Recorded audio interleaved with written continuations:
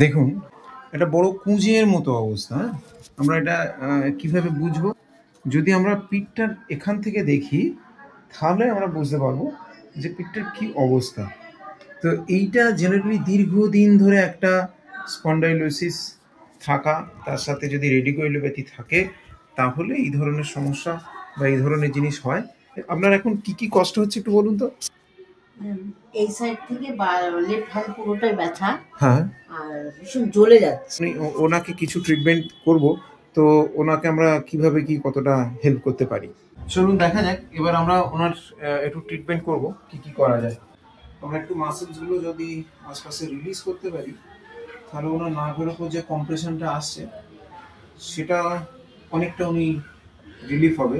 এবং শুধু তাই নয়, তারপরে আমরা মাসেলটা রিলিজ করার পরে যেখান থেকে কম্প্রেশনটা আসছে, সার্ভাইকাল রিজিয়ন থেকে, এই সার্ভিক্যাল রিজিয়নের যে বোনস বা সার্ভাইকাল যে ভার্টিব্রা, দুটো ভার্টিব্রার মাঝখান থেকে যে নার্ভটা বেরিয়ে বাঁ হাতের দিকে গেছে, সেই জায়গাটা আমরা রিলিজ করব। তাতে কি হবে, ওনার ওই নার্ভের যে কম্প্রেশনটা আছে সেটা অনেকটা ছেড়ে যাবে। যখন ওই নার্ভের কম্প্রেশনটা ছেড়ে যাবে, তখন কিন্তু ওনার ওই ব্যথাটা কমবে।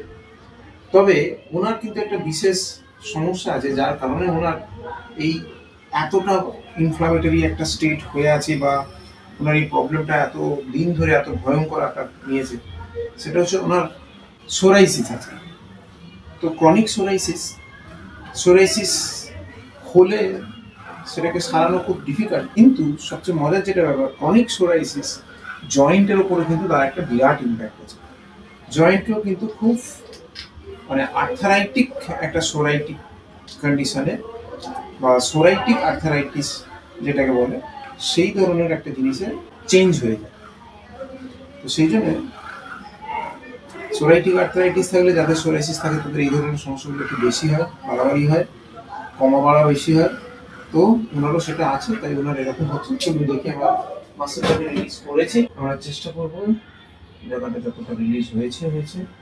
এবার আমরা হাত নিচে, শ্বাস নিচ হবে, মাথাটা আস্তে আস্তে করা নিচে, একটু C5 C6, breathe in, breathe out, bus,